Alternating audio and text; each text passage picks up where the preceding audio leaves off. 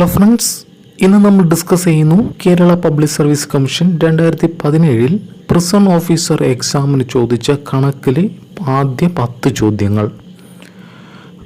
അപ്പോൾ കണക്കിനെ സംബന്ധിച്ച് മുൻകാല ചോദ്യങ്ങൾ ഒന്ന് ഡിസ്കസ് ചെയ്ത് സ്വയം സോൾവ് ചെയ്ത് പഠിക്കുന്നതാണ് കണക്കിൽ 20ൽ 20 മാർക്ക് മേടിക്കാനുള്ള ഏറ്റവും മികച്ച മാർഗം എന്ന് പറയുന്നത്. നമ്മൾ സ്വയം ചെയ്യുക, തെറ്റുന്നത് വരെയായാലും എവിടെയാണ് തെറ്റിയത് എന്ന് മനസ്സിലാക്കി പഠിക്കുക. അപ്പോൾ നമുക്ക് ഈ ചോദ്യങ്ങളൊന്ന് ഡിസ്കസ് ചെയ്യാം. വീഡിയോ ഇഷ്ടമായാൽ ലൈക്ക് ചെയ്യുക, സബ്സ്ക്രൈബ് ചെയ്യുക. ഒന്നാമത്തെ ചോദ്യം, രാമുവിൻ്റെ വശം 50 ആപ്പിൾ ഉണ്ടായിരുന്നു. അതിൻ്റെ 20% വിറ്റു, ബാക്കിയുടെ 20% അഴുകിപ്പോയി. അവശേഷിക്കുന്ന ആപ്പിളിൻ്റെ എണ്ണം എത്ര? അപ്പോൾ നമുക്ക് നോക്കാം. രാമുവിൻ്റെ വശം 50 ആപ്പിളുകളാണ് ഉണ്ടായിരുന്നത്. അപ്പോൾ 50 എഴുതി. ഇനി ചെയ്യേണ്ടത് അതിൻ്റെ 20% വിറ്റു. അപ്പോൾ 20% ഇല്ല. അപ്പോൾ ബാക്കി എത്ര ശതമാനമുണ്ട്? 80% അവിടെ തെറ്റിപ്പോകരുത്. അപ്പോൾ 20% വിറ്റ് കഴിഞ്ഞാൽ ബാക്കിയുള്ളത് 80%. അപ്പോൾ അത് ചെയ്യുമ്പോൾ ശതമാനം എങ്ങനെ എഴുതും? 100ൽ 80. ഇനിയും പറഞ്ഞിട്ടുണ്ട് ബാക്കി എന്ന് പറയുന്നത് ഇതുവരെയാണ് നമ്മൾ ഇതുവരെ എഴുതിയത്. അതിൻ്റെ 20% അഴുകിപ്പോയി എങ്കിൽ ബാക്കി വീണ്ടും എത്രയുണ്ട്? 80% ബാക്കി വീണ്ടും ഉണ്ട്. അപ്പോൾ ഇതിൻ്റെ 100ൽ 80.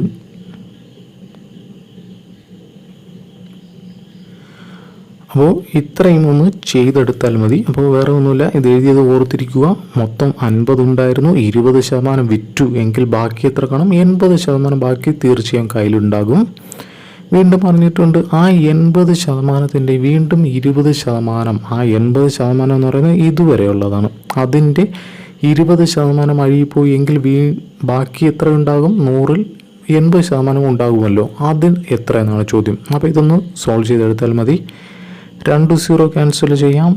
1 0 0 5 2 പ്രാവശ്യം 2 8ൽ 4 4 × 8 32. ഓപ്ഷൻ ബി ആണ് റൈറ്റ് ആൻസർ. രണ്ടാമത്തെ ചോദ്യം, ഒരു കച്ചവടക്കാരൻ വാങ്ങിയ എല്ലാ പേനകളും വിറ്റു. 8 പേനയുടെ വാങ്ങിയ വിലയും 10 പേനയുടെ വിറ്റ വിലയും തുല്യമായ ലാഭമോ നഷ്ടമോ എത്ര? അപ്പം ഇങ്ങനെ ഒരു കണക്ക് കിട്ടുമ്പോൾ പല മെത്തേഡ് ഉണ്ട്. അപ്പോൾ ഒരു ഇക്വേഷനൊന്നും ഉപയോഗിക്കാണ്ട് അല്ലെങ്കിൽ ചെറിയൊരു ലോജിക്കലൊന്നും ഓർത്തിരിക്കാൻ നമ്മൾ വില ഇട്ട് കൊടുക്കുക. ആദ്യം നമുക്ക് നോക്കാം. 8 പേന വാങ്ങിയ വിലയും 10 പേനയുടെ വിറ്റ വിലയും തുല്യമാണ്. നമുക്ക് ആദ്യം ജസ്റ്റ് ഒന്ന് നോക്കാം. 8 പേന ആദ്യം നമ്മൾ 80 രൂപയ്ക്ക് വാങ്ങിയെന്ന് വെച്ചോ. 80 രൂപയ്ക്ക് വാങ്ങി എങ്കിൽ ഒരു പേനയുടെ വില എത്രയായിരിക്കും? 10 രൂപ ആയിരിക്കും. ഇനി 10 പേന വിറ്റത് ഈ സെയിം രൂപയ്ക്ക് തന്നെയാണ് എങ്കിൽ ഒരു പേന 8 രൂപ ആയിരിക്കും. അപ്പോൾ ഈ കണക്കിലാണ് ഈ ചോദ്യമുള്ളത്. ഇവിടെ നോക്കാം. 8 പേനയുടെ വാങ്ങിയ വില ആദ്യത്തെ നോക്കാം. 8 പേന 80 രൂപയ്ക്ക് വാങ്ങി. അങ്ങനെയെങ്കിൽ ഒരു പേനയുടെ വില എത്രയാണ്? 10 രൂപ. ഈ വാങ്ങിയ വിലയ്ക്ക് തന്നെ 80 കോമൺ ആണ്. ആ വാങ്ങിയ വിലയ്ക്ക് തന്നെ 10 പേനയും വിറ്റു. അങ്ങനെയെങ്കിൽ 80 രൂപയ്ക്ക് 10 പേന വിറ്റു. ഒരു പേന എത്ര രൂപയ്ക്കാണ് വിറ്റത്? 8 രൂപ. അപ്പോൾ ഇവിടെ തന്നെ നോക്കി, ഈ 10 8, അതായത് 10 രൂപയ്ക്ക് ഒരു പേന വാങ്ങി 8 രൂപയ്ക്ക് അത് വിറ്റു. അപ്പോൾ ലാഭമോ നഷ്ടമോ? തീർച്ചയായും നഷ്ടം തന്നെയായിരിക്കും. കാരണം 10 രൂപയ്ക്ക് വാങ്ങിയത് 8 രൂപയ്ക്കാണ് കൊടുത്തത്. അങ്ങനെയെങ്കിൽ 10ൻ്റെ എത്ര ശതമാനമാണ് 8 എന്ന് നോക്കുക. 10ൻ്റെ 80% 8. അപ്പോൾ 80% നമുക്ക് ആൾറെഡി കിട്ടി. ബാക്കി കിട്ടാനുള്ളത് 20%. അതായത് 20% നഷ്ടം. അങ്ങനെയെങ്കിൽ ഓപ്ഷൻ എ ആണ് ആൻസർ. അപ്പോൾ ഈ ഒരു മെത്തേഡിലൊന്ന് എളുപ്പം ഒന്ന് ആലോചിച്ചാൽ കിട്ടുന്നതേ ഉള്ളൂ. അതായത് നമുക്ക് ഒരു ഇക്വേഷനും അറിഞ്ഞൂടാ എങ്കിൽ ഈ ഒരു വാല്യൂ കൊടുത്തൊന്ന് ചെയ്ത് നോക്കിയാൽ മതി. ഇത് പെട്ടെന്ന് കിട്ടുന്നതാണ്. അടുത്ത ചോദ്യം, രാജൻ 5000 രൂപ 6% നിരക്കിൽ 2 വർഷത്തേക്ക് സാധാരണ പലിശ കണക്കാക്കുന്ന ആളിൽ നിന്ന് വായ്പയ്ക്കെടുത്തു. എന്നാൽ അജിത്ത് ഇതേ തുക ഇതേ നിരക്കിൽ കൂട്ടുപലിശ കണക്കാക്കുന്ന ബാങ്കിൽ നിന്ന് വായ്പയ്ക്കെടുത്തു. 2 വർഷം കഴിയുമ്പോൾ രണ്ടുപേരുടെ പലിശയിലുള്ള വ്യത്യാസം എത്ര? അപ്പോൾ ഇങ്ങനെ ഒരു ചോദ്യം കണ്ടാൽ ഒരു ഒറ്റ ഇക്വേഷൻ ഒന്ന് ഓർത്തിരിക്കുക. അതായത് വ്യത്യാസം, ഈ തുകകൾ തമ്മിലുള്ള വ്യത്യാസം നമ്മൾ എക്സ് എന്നെടുക്കുകയാണ്. അപ്പോൾ ആ തുകകൾ തമ്മിലുള്ള വ്യത്യാസം X equal to P into P എന്തുവാണ്? പ്രിൻസിപ്പൽ 5000 രൂപ ഇൻറ്റു ആർ സ്ക്വയർ, ആർ എന്തുവാണ്? Rate 6% by 100 square. ഇതാണ് ബേസിക് ഇക്വേഷൻ. ഇത് ഒന്ന് കുറിച്ച് വയ്ക്കുക. അപ്പോൾ എന്തുവാണ് ഇവിടെ കണ്ടീഷൻ ഓർക്കുക? 2 വർഷം കഴിയുമ്പോൾ എന്നും പറയുവാണെങ്കിൽ മാത്രം ഈ ഒരു ഇക്വേഷൻ ഉപയോഗിക്കുക.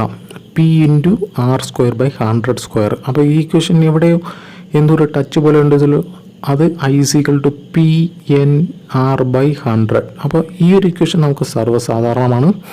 ആ എന്നിന് പകരം 2 ആറ് കൊടുക്കുന്നതെന്നുള്ളൂ. എൻ ഈക്വൽ ടു 6 എന്ന് കൊടുക്കുന്നുള്ളൂ. അപ്പോൾ പി ആർ സ്ക്വയർ ആവുമല്ലോ ഇൻറ്റു 100 സ്ക്വയർ. അപ്പോൾ ഇതിനൊന്ന് ഈ ഒരു ഇക്വേഷൻ അറിയാമെങ്കിൽ അത് കണക്ട് ചെയ്ത് ഇതൊന്ന് എഴുതാൻ ശ്രമിക്കുക. അപ്പോൾ നമുക്ക് എക്സ് ആണ് കണ്ടുപിടിക്കേണ്ടത്. പി അറിയാം 5000 രൂപയാണ്. ആർ എത്രയാണ്? 6 ഇൻറ്റു 6 ഡിവൈഡ് ബൈ 100 ഇൻറ്റു 100. 0 ക്യാൻസലായി 0. 5 2 പ്രാവശ്യം 3 ഇൻറ്റു 6 18 രൂപയാണ്. ഓപ്ഷൻ സി ആണ് റൈറ്റ് ആൻസർ. അടുത്ത ചോദ്യം, A is to B is equal to 4:5, B is to C is equal to 6.7 ആയാൽ എ ഈസ് ടു സി എത്ര? അപ്പോൾ ഇത് ചെയ്യേണ്ടത്, ഇങ്ങനെ ഒരു ചോദ്യം കണ്ടു കഴിഞ്ഞാൽ ആദ്യം എത്ര ലെറ്റർ ഉണ്ടോ അത് നിരത്തി അങ്ങ് എഴുതുക. A B C.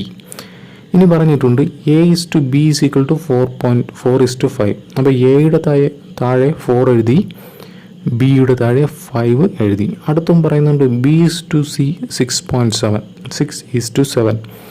ബിയുടെ തൊട്ട് താഴെ 6 എഴുതി, സിയുടെ താഴെ 7 എഴുതി. എങ്കിൽ എ ഈസ് ടു സി എത്ര എന്നാണ് ചോദ്യം. അപ്പോൾ ഇനി ചെയ്യേണ്ടത് A is to B is to C നമുക്ക് കിട്ടും. അതെങ്ങനെ?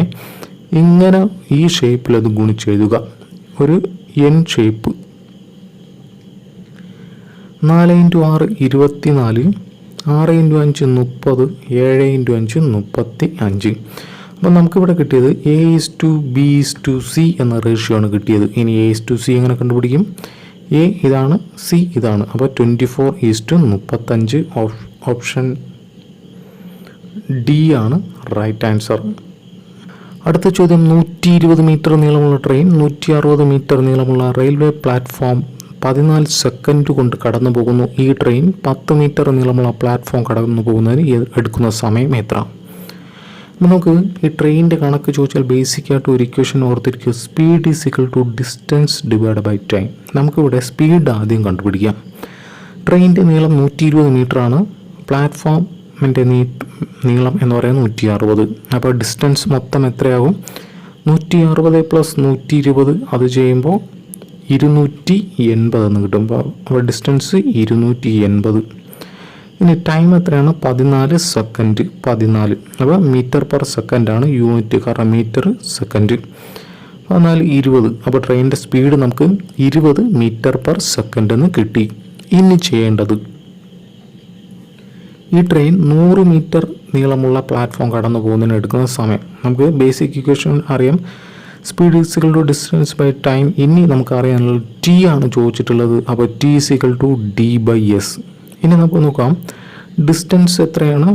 120 മീറ്റർ നീളമുള്ള ട്രെയിനാണ്. പ്ലാറ്റ്ഫോമിൻ്റെ നീളം 100 നേരത്തെ 160 ആയിരുന്നു. ഇനി കടക്കാനുള്ളത് 100 മീറ്റർ. അങ്ങനെയെങ്കിൽ ഡിസ്റ്റൻസ് എത്രയായിരിക്കും? 220 മീറ്റർ. അപ്പോൾ നമ്മൾ സ്പീഡ് നേരത്തെ കണ്ടു വച്ചിട്ടുണ്ടായിരുന്നു. 20 മീറ്റർ പെർ സെക്കൻഡ് എന്നുണ്ട്. അപ്പോൾ അത് നമ്മൾ എഴുതുവാണ് 20, 0 ക്യാൻസലായി 2 11. അപ്പോൾ ഓപ്ഷൻ ബി ആണ് റൈറ്റ് ആൻസർ, 11 സെക്കൻഡ്. അപ്പോൾ ഇവിടെ യൂണിറ്റ് ഒന്ന് ശ്രദ്ധിക്കുക. ഇവിടെ മീറ്ററാണ്, സെക്കൻഡാണ്. രണ്ടാമത്തത് മീറ്റർ തന്നെയാണ്, സെക്കൻഡാണ്. അതുകൊണ്ട് ഡയറക്റ്റായിട്ടൊന്ന് കൊടുത്താൽ മതി. അടുത്ത ചോദ്യം, എക്ക് ഒരു ജോലി ചെയ്യാൻ 50 ദിവസം വേണം. അപ്പോൾ എ ഇവിടെ എഴുതി 50 ദിവസം വേണം. എന്നാൽ ബിക്ക് 40 ദിവസം മതി. ബിക്ക് 40 ദിവസം മതി. രണ്ടുപേരും കൂടി 10 ദിവസം ജോലി ചെയ്തു. അതിനുശേഷം എ കളഞ്ഞിട്ട് പോയി. ബാക്കി ജോലി ബി ഒറ്റയ്ക്ക് എത്ര ദിവസം കൊണ്ട് ചെയ്തു തീർക്കും? അപ്പോൾ നമുക്കിത് എഫിഷ്യൻസി വച്ച്, അതായത് LCM വച്ച് ചെയ്യുന്നതാണ് ഏറ്റവും ഉചിതം. നമുക്ക് എ 50 ദിവസം കൊണ്ടും ബി 40 ദിവസം കൊണ്ടും ഇവരുടെ LCM എത്രയാണ്? 200. LCM എങ്ങനെ കിട്ടും? ഈ വലുതിനെ ആദ്യം 2 കൊണ്ട് ഗുണിക്കുക, 3 കൊണ്ട് ഗുണിക്കുക, 4 കൊണ്ട് ഗുണിക്കുക. അത് ഗുണിച്ച് കിട്ടുന്നത് ഈ സംഖ്യ കൊണ്ട്, തൊട്ടടുത്ത സംഖ്യ കൊണ്ട് പൂർണ്ണമായും ഭാഗിക്കാൻ പറ്റുമെങ്കിൽ അതാണ് അതിൻ്റെ LCM. 50-ൽ 40 പൂർണ്ണമായും പോകില്ല. 100-ൽ പോകുമോ? പോകില്ല. 150-ൽ പോകില്ല. എന്നാൽ 200-ൽ പോകും. അതാണ് അതിൻ്റെ LCM. അപ്പോൾ ആ മെത്തേഡ് വഴിയും നമുക്ക് LCM എളുപ്പം കണ്ടുപിടിക്കാം. ഇനി ചെയ്യേണ്ടത് എഫിഷ്യൻസി ആണ് എടുക്കുന്നത്. ഈ കിട്ടിയില്ലേ ഈ LCM, അതാണ് ടോട്ടൽ വർക്ക്. ഇനിയുള്ള ടോട്ടൽ വർക്ക്, ആ കിട്ടിയ LCM ആണ് ടോട്ടൽ വർക്ക്. അപ്പോൾ നമുക്കിവിടെ എ 50 വർക്ക് ചെയ്യും. അങ്ങനെയെങ്കിൽ ഇനി ചെയ്യേണ്ടത് 200 ഡിവൈഡ് ബൈ 50 എത്രയാണ്? 4. 200 ബൈ 40 5. അപ്പോൾ ഇവരുടെ എഫിഷ്യൻസിയാണ് ഈ 4, 5 എന്ന് കിട്ടിയത്, എയും ബിയും. അതായത് എ ഒരു ദിവസം 4 വർക്ക് ചെയ്യും, ബി ഒരു ദിവസം 5 വർക്ക് ചെയ്യും. അപ്പോൾ നമ്മൾ ഈ സ്റ്റേജ് വരെ എത്തി. ടോട്ടൽ വർക്ക് എത്രയാണ്? 200. അതിൽ എ ഒരു ദിവസം 4 വർക്ക് ചെയ്യും, ബി ഒരു ദിവസം 5 വർക്ക് ചെയ്യും. ഇനി പറഞ്ഞിട്ടുണ്ട് രണ്ടുപേരും 10 ദിവസം ജോലി ചെയ്തു. അതായത് ഒരു ദിവസം എ 4 വർക്ക്, ബി 5 വർക്ക്. അങ്ങനെയെങ്കിൽ ഒരു ദിവസം അവർ 9 വർക്ക് ചെയ്യും. ഓക്കെ, അപ്പോൾ 10 ദിവസം ആകുമ്പോൾ 10 × 9 90 വർക്ക് ചെയ്യും. ബാക്കിയുള്ള വർക്ക് എത്രയാണ്? 110 വർക്കുണ്ട് ബാക്കി ജോലി ബി ഒറ്റയ്ക്ക് എത്ര ദിവസം കൊണ്ട് ചെയ്ത് തീർക്കും? അപ്പോൾ ബാക്കി 110 വർക്കുണ്ട്. ബി ഒരു ദിവസം 5 വർക്ക് ചെയ്യും. അങ്ങനെയെങ്കിൽ ഇത്രയും ഈ 110 വർക്കും ചെയ്യേണ്ട ദിവസം എന്ന് പറയുന്നത് ഈ 110 ഡിവൈഡ് ബൈ ഒരു ദിവസം ചെയ്യുന്ന ജോലി, ഒരു ദിവസം 5 ആണ് ചെയ്യുന്നത്. അപ്പോൾ ഇതൊന്ന് ചെയ്തെടുത്താൽ മതി. 110 ഡിവൈഡ് ബൈ 5 എന്ന് പറയുന്നത് 22 ആണ്. അപ്പോൾ 22 ദിവസം വേണം. ഓപ്ഷൻ സി ആണ് റൈറ്റ് ആൻസർ. അടുത്ത ചോദ്യം, 19 കുട്ടികളുടെ ശരാശരി ഭാരം 31 കിലോഗ്രാമാണ്. പുതിയൊരു കുട്ടി കൂടി വന്നു ചേർന്നപ്പോൾ ശരാശരി ഭാരം 30.7 കുറഞ്ഞു. എന്നാൽ പുതിയ കുട്ടിയുടെ ഭാരം. അപ്പോൾ ഇവിടെ ഓർത്തിരിക്കുക, ഇങ്ങനെ ഒരു ചോദ്യം കണ്ടു കഴിഞ്ഞാൽ ഇതിലും ബേസിക്കായിട്ടൊരു ഇക്വേഷൻ ഓർത്തിരിക്കുക. പുതിയ ശരാശരി പ്ലസ് ഓർ മൈനസ് പഴയ ആൾക്കാരുടെ എണ്ണം ഇൻറ്റു ശരാശരിയിലെ വ്യത്യാസം. അപ്പോൾ ഇതാണ് ബേസിക് ഇക്വേഷൻ. അപ്പോൾ പുതിയ ശരാശരി ഇവിടെ എത്രയാണ്? 30.7 ആണ്. 30.7 പ്ലസ് ഓർ മൈനസ്, ഇതിൽ പ്ലസ് എടുക്കുമോ മൈനസ് എടുക്കുമോ? ഇവിടെ കൂടി ചേർന്നപ്പോൾ ശരാശരി 30.7 കുറഞ്ഞു എന്ന് പറഞ്ഞിട്ടുണ്ട്. കുറഞ്ഞു എന്ന് പറഞ്ഞാൽ അത് മൈനസ് ആണ്. ഇനി പഴയ ആൾക്കാരുടെ എണ്ണം ആദ്യം എത്ര പേരുണ്ടായിരുന്നു? 19 പേർ. ഇൻറ്റു ശരാശരിയിലെ വ്യത്യാസം എത്രയാണ്? 31 ആയിരുന്നു, 30.7 എങ്കിൽ ശരാശരിയിലെ വ്യത്യാസം 0.3 ആണ്. ഇനി ഇതൊന്ന് 30.7 മൈനസ് 19.3 ഒന്ന് ഗുണിച്ച് കുറച്ചാൽ മതി. ഗുണിച്ച് കുറച്ചാൽ നമുക്ക് ആൻസർ ലഭിക്കും 25 കിലോഗ്രാം. ഓപ്ഷൻ ഡി ആണ് റൈറ്റ് ആൻസർ. അടുത്തൊരു നല്ലൊരു ചോദ്യമാണ് 32/0.2 എങ്ങനെ ചെയ്യും? വേറെ ഒന്നുമില്ല, സിമ്പിളാണ്. ഈ 32.2 എന്ന് പറയുന്നത് 32/1/5 എന്ന് എഴുതുന്നതിന് തുല്യമാണ്. ഈ 32/1/5 എന്തുവാണ്? 5√32 എന്നാണ് അതിൻ്റെ മീനിങ്. Is equal to 5√32. അപ്പോൾ ഇനി ചെയ്യേണ്ടത് 32നെ ഫാക്ടറൈസ് ചെയ്യുക. 32 2 പ്രാവശ്യം 16, 2 8, 2 4, 2 2. അപ്പോൾ ഈ 5√32 എന്ന് പറയുമ്പോൾ ഇങ്ങനെ ഫാക്ടർ ചെയ്യുമ്പോൾ അതിൽ 5 ഫാക്ടർ ഒരുമിച്ച് പുറത്തെടുത്താൽ അതിലെ ആ നമ്പറാണ് അതിൻ്റെ വാല്യൂ എന്ന് പറയുന്നത്. അപ്പോൾ ഇവിടെ എത്ര 2 ഉണ്ടെന്ന് നോക്കാം. 1 2 3 4 5. അപ്പോൾ 5 2 ഉള്ളപ്പോൾ അതിൽ നിന്ന് ഒരു 2 പുറത്തെടുക്കും. പിന്നെ വേറെ ഒന്നുമില്ലല്ലോ. അപ്പോൾ ആ 2 ആണ് ആൻസർ. ഓപ്ഷൻ ബി ആണ് റൈറ്റ് ആൻസർ.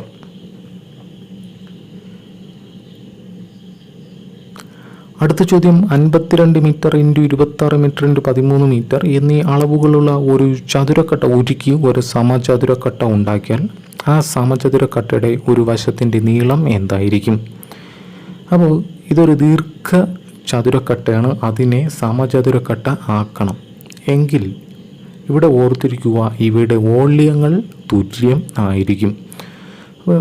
ഒരു ചതുരക്കട്ടയുടെ വോളിയം എന്തുവാണ്? LBH ആണ്. LBH ആയിട്ട് എടുക്കുക. അത് ഈക്വൽ ടു ഒരു സമചതുരക്കട്ടയുടെ വോളിയം എന്താണ്? A ക്യൂബ് ആണ്.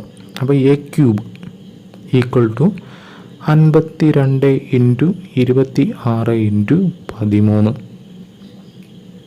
ഇനി എന്താ ചെയ്യേണ്ടത്? 52 ഇൻറ്റു 26 ഇൻറ്റു 13 ചെയ്ത് അതിൻ്റെ ക്യൂബ് റൂട്ട് എടുക്കുക. അപ്പോൾ എന്തായാലും ഒരു മണിക്കൂർ പോയി കിട്ടും. അപ്പോൾ ഇവിടെ ചെയ്യേണ്ടത് ഒരു നെക്കുണ്ട്. അതായത് ഇതിനെ 1 ഘടകങ്ങളാക്കി എഴുതാൻ പഠിക്കുക. ഇപ്പം 26-ൽ എന്തായാലും 13 ഉണ്ട്, 52-ലും 13 ഉണ്ട്. അപ്പോൾ ഇങ്ങനെയുള്ള നമ്പറൊക്കെ തരൂ. ഇങ്ങനെ ചെയ്യുമ്പോൾ ചെയ്യേണ്ടത് 13-നെ അതുപോലെ എഴുതി 26-നെ 2 ഇൻറ്റു 16 എന്ന് എഴുതുക. 2 ഇൻറ്റു 13 എന്നെഴുതുക 26. ഇനി 4 ഇൻറ്റു 13 ആണ് 52. ഓക്കെ, ഈ 4-നെ വീണ്ടും നമ്മൾ 2 ഇൻറ്റു 2 എന്ന് എഴുതുന്നു ഇൻറ്റു 13. അപ്പോൾ 4 ഇൻറ്റു 13 തുല്യമായല്ലോ. ഇനി നമുക്ക് ക്യൂബ് റൂട്ട് ഈ വാല്യൂ ആണ് വേണ്ടത്. ഇതിൻ്റെ ക്യൂബ് റൂട്ട് വാല്യൂ ആണ് വേണ്ടത്. അപ്പോൾ വീണ്ടും നമ്മൾ നേരത്തെ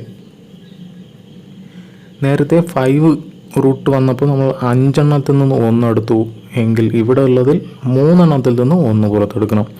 13 ഉണ്ട്. അപ്പോൾ അതിൽ നിന്ന് ഒരു 13 പുറത്തെടുത്തു.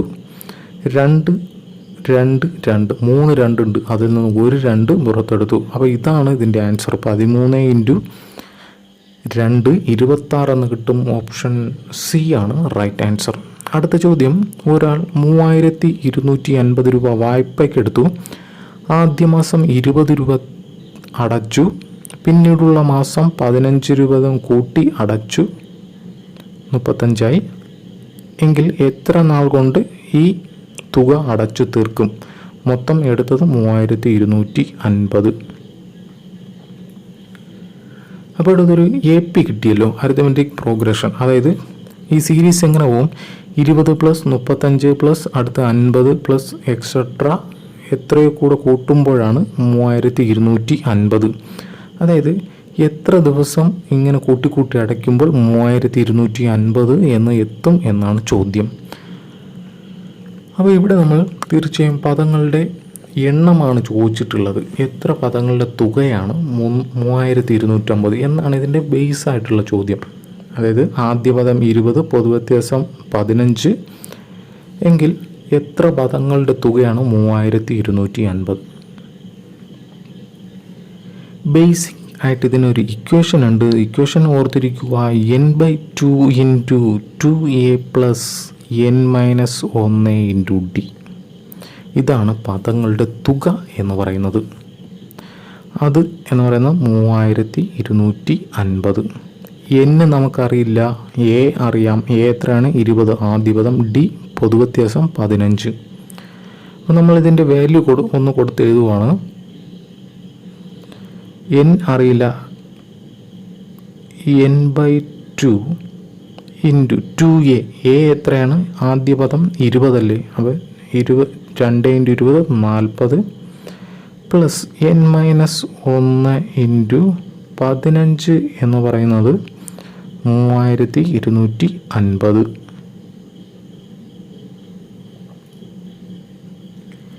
ഇനി നമുക്ക് ഓരോന്നായിട്ട് ഒന്ന് ചെയ്യാം.